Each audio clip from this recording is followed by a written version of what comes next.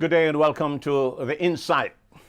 Today we are at the University of the West Indies and we have none other than the Vice Chancellor, Sir Hilary Beckles, who will be giving us a sense of what the university is about, its significance, and certainly what of the future. Well, let me say welcome to The Insight, Sir Hilary.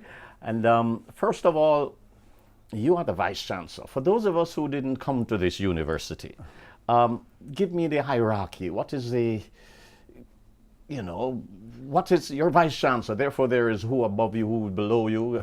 Please, introduce us to the interview. Okay.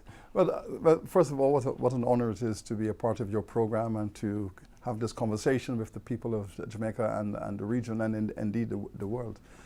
The governance model of the UWI is a classically British type model where you have a Chancellor who is like a Governor General. I mean, a Chancellor who presides over the overall culture and the ethics of the entire structure and has a responsibility to ensure good, orderly governance. Then there is the Vice Chancellor, who is in effect the CEO, who is responsible for the management and the administration of the structure of the UWI, its finances, its operations, its moral and ethical frameworks. I am the day-to-day president and CEO, so to speak, of the firm, if you wish to use that kind of language. Each campus has a principal. So we have 4 campuses, we have 4 principals. The 4 principals under the governance model are answerable to the Vice Chancellor. They represent my cabinet, so to speak. Okay. So my cabinet is made up of the principals of the campuses, and I'm the chairman of the cabinet in the kind of prime ministerial type of situation. In addition to those 4 principals, there are other persons who we call pro-vice chancellors, who are given specific ministries, so to speak. So there's a pro-vice chancellor for planning, there's a pro-vice chancellor for global and international relations, there's a pro-vice chancellor for undergraduate studies and a pro-vice chancellor for research and postgraduate studies. So let us say that I'm the Prime Minister, and in my cabinet are the 4 principals and 4 other pro-vice chancellors who have specific portfolio. Are you pro-vice chancellors in all of the campuses, or are you pro-vice chancellor for all of, at that level? Well, first of all, duplication, I'm asking if there is a duplication at all the campuses, or is a pro-vice chancellor for, studies, whatever studies here, is also the pro-vice chancellor for Trinidad? No, there is no duplication. Okay. But allow me to say, though, that the principals of the campuses, they are also pro-vice chancellors of the entire system. So that the principal of the Mona campus, he is principal of the Mona campus, but he's principal and pro-vice chancellor, which means that he is pro-vice chancellor of UE. So he has the right to interfere in the affairs of any other campus. Interfering means positively, of Positively, course. Yes. with responsibility. Yes. So he can pick up the phone and say, well, what is going on at KPhil? And as a pro-vice chancellor, he has the right to go to KPhil and get involved in conversations. Yes. So the 4 principals are also pro-vice chancellors of the whole system. But the specific pro-vice chancellors have a portfolio that is system-wide. Wide. Okay. And they are expected to move between the systems, the campuses, and maintain equality of standards, balance, and so on in performance. So we avoid duplication. We have a regional system that is carefully and effectively managed in that regard. You mentioned you're the CEO, and I like the business aspect of it. You are, scattered hundreds of miles of waters between. How is it coping with that type of management when you are in disparate places? If you're responsible for the leadership of a regional organization, then you are required to, of course, use the technology for communications.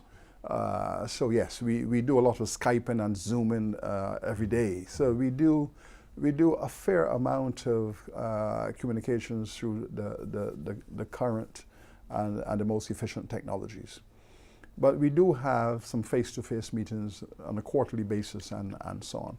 But there is tremendous excitement involved in regional leadership because there are regional variations. Yes. There are specific features that are endemic to specific islands and territories. And so to keep balance and to take best practices from one place and migrate them across the system, Yes. which is my responsibility, is exciting, which would mean, of course, that you must know the best practices across the system and see how best to implement them. For example, let's say that our programs here in Jamaica, let's say in humanities, there is a program in reggae studies. Now, the students across the Caribbean who consume this music and who love this music have an interest. Yes. So our role is to find a way to move those programs not only online, but to move them and domesticate them in all the places where everyone can have access. Yes. Because on a Caribbean basis, this is their legacy and this is their culture regionally.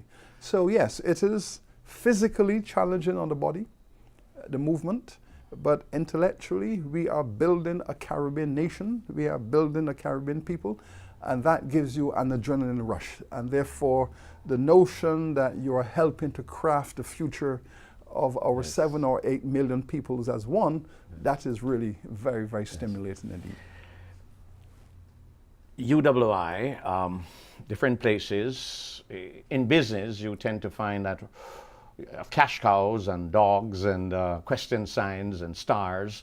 How are they doing if you look at them individually and together? Is UE financially viable these days? UE has a business model that in and of itself is quite satisfactory and appropriate for the region. Let us say that we are involved in some measure of deficit financing. Yes. We have 50,000 students. The current budget could probably comfortably accommodate 30,000 students. But if we had 30,000 students, we would not be delivering the mandate to all of our societies. So yes, we have stepped out of the crease over these past 20 years to expand the university to give opportunities to our young people. Bearing in mind that in the English-speaking Caribbean, we have the lowest enrollment in higher education in the entire hemisphere. So if you take the age cohort, 18 to 30, in that age cohort, the number of our young people enrolled in higher education, professional training, is the lowest in the whole hemisphere, from Alaska to Argentina. This is one of the reasons why our development is being held back. This is why in many countries we're not getting the kind of developments and excitement that we need. Yes. Because we don't have enough people who have had professional training, skills development, higher education. We are at the bottom end. The university is therefore always tempted to open the door to accommodate more Jamaicans, more Trinidadians, more OECS, more Bajans, more Belizeans, Turks and Caicos. We want to bring more because we know that we are the engine of growth. Yes. And in considering ourselves the engine of growth, pushing the region, and bear in mind, universities are not established to serve themselves.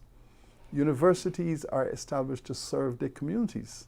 And how best can we serve our communities? By oftentimes taking more than we can afford. But we have a collection problem. And this is the heart of it. Yes. For every dollar that is owed to the university, we are probably collecting 40 to 50 cents. And therein lies the systemic problem. So at the moment, for example, the public debt, the debt owed by all of the governments to UWI, yes, is over $200 million US. Now, the governments are struggling with their own problems. Yes. The governments are struggling to stay afloat. Some of them have the strictures of IMF programs. Some are contemplating IMF programs. The governments are trying to pay their public servants, maintain their public hospitals. The governments have their own challenges. So it is not easy to collect 100 cents in the dollar So we might get 40, we might get 50. And of course, the result of that is a funding gap. Yes. So the question really is, how can we work more intimately with our governments to broker the 60 cents that we're not getting? How can we do that? And so we have said to the governments, and we've had some wonderful conversations at the heads of governments, to make our balance sheet make us look better, give us some land, give us some assets. Okay. You don't have the cash, give us assets. And the governments have realized that the new funding model will be a balance of cash, assets, and other forms of performing So you things. can then go on and leverage that. We can leverage that, Yeah. or we can form some property development companies, which we intend to do, where we can do some development and leverage the equity in the land and so on. So we have some models, and we are going to be working intimately with our ministries of finance and education and our prime ministers to come up with a way where we have a win-win.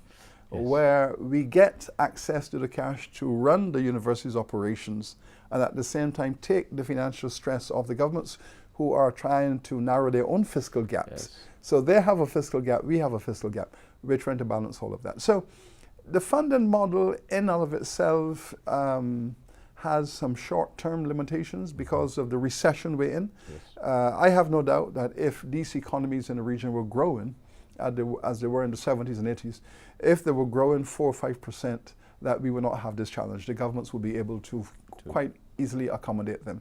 Plus, of course, the students.